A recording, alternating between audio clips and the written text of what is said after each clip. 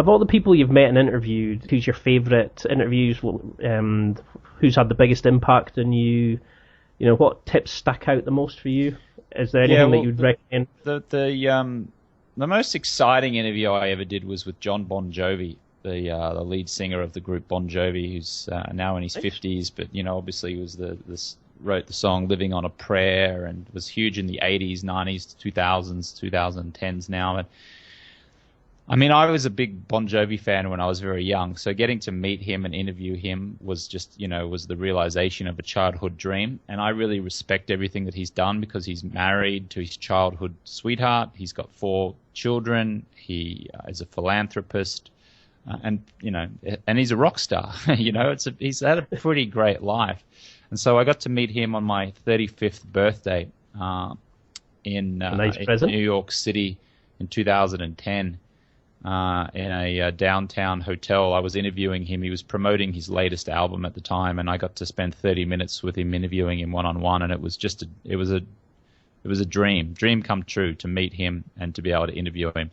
In terms of like the best interview, in terms of like content-wise, strangely enough, it's Macaulay Culkin. He was the kid from the Home Alone movies back in the 80s and That's not a name I expected you to say. Yeah. But Macaulay Culkin was so interesting because when I interviewed him in Park City, Utah at the Sundance Film Festival in around 2004. And he was such a cool guy. Like we were sitting down. He was really friendly. He was chain smoking cigarettes. Not that, that's anything to admire, but he was just cool. He just looked cool.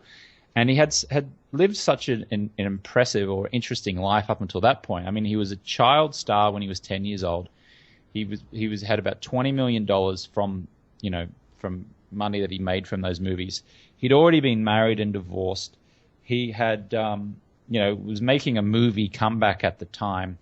And it was just so, he'd slept in Michael Jackson's bed, and he talked about that.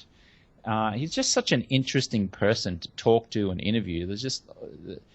Even at the time when I think he was only about 21 or 22 years old at the time, he just crammed in like so many interesting things into his life that interviewing him was just an absolute pleasure because he was just so interesting. So, but I've interviewed Arnold Schwarzenegger. I got to spend time with Arnold Schwarzenegger in his kitchen in Los Angeles a couple months ago, and I got to spend about 45 minutes with him talking about success habits and things like that, which was amazing as well. So yeah. No, it's something I certainly want to be doing for myself. I mean, is there any tips, like counterintuitive tips that came out that you thought, that doesn't sound like it'd work? And like, I remember a pickup artist telling me that if you like the girl, not to show interest because that makes them chase you.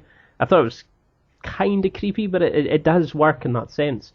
Is there anything that you've heard that you thought, nah, that definitely can't work, and you've implemented it and it's been a success story? Or well, I think you've got to find who your mentors are, right? You got to choose wisely as to who you're going to follow. But having said that, everything is an experiment, so you do have to experiment with these things. So when you're using the pickup analogy there, look, you can experiment with that, and if it works, double down on it, and then just you can keep doing it. If it doesn't work, then throw it away and try something else. So even though I got great tips from Arnold Schwarzenegger and on success, and even though I got good tips on life on Bon Jovi, it's from John Bon Jovi, it's not like, just because it worked for them, it's necessarily going to work for you. It's definitely worth trying. It's definitely worth experimenting, but then ultimately you have to make your own choices, from there. So I'm not sure if I answered your question, but the